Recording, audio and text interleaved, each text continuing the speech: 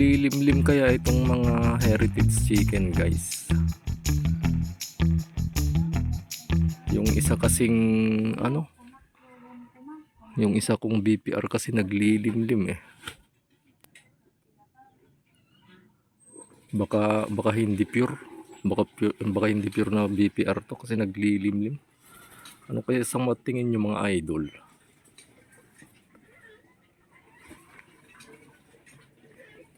Ito yung mga nabili ko noon na BPR.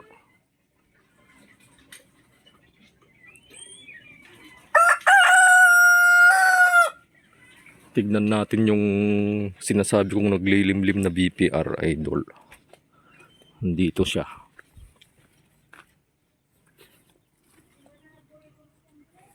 Ito siya, oh. Ayun, oh.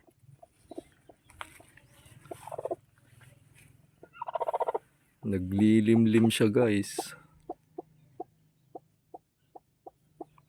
Tignan natin yung itlog. Oh, yan yung itlog, oh. Kaya hinahayaan ko na lang mapisa to. Lilimliman niya.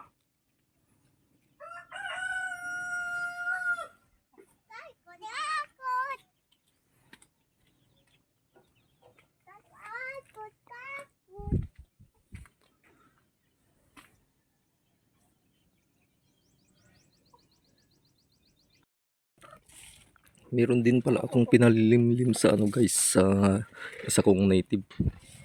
Itlog ng BPR yon. Tara tignan natin, guys. Nandito siya.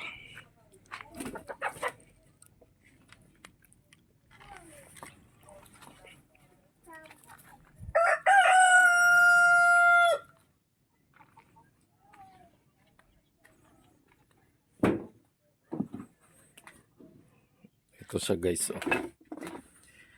Native to, pero yung pinalimlim ko na itlog eh, itlog ng BPR. So linilimliman niya, guys. Siguro malapit na rin tong mapisa. Ayan.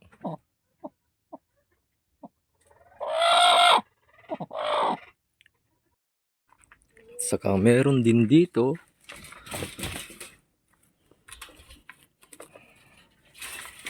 ito, guys, mga Rhode Island Red naman ito. Saka may hinalo akong native chicken. Dito sila umiitlog. Ayan, oh, naglilimlim na rin siya, guys. Native yan. Ito yung ito yung pumasta sa native, oh.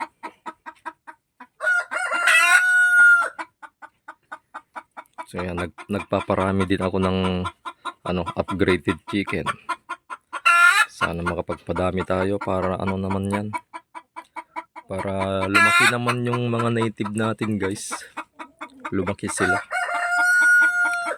Para gawing pang tinola. Mas madaming karte pag upgraded. So, wag na natin istorbuhin. Kasi nag-iingay na yung manok. So hanggang dito na lang yung video, guys. Like and subscribe. Bye.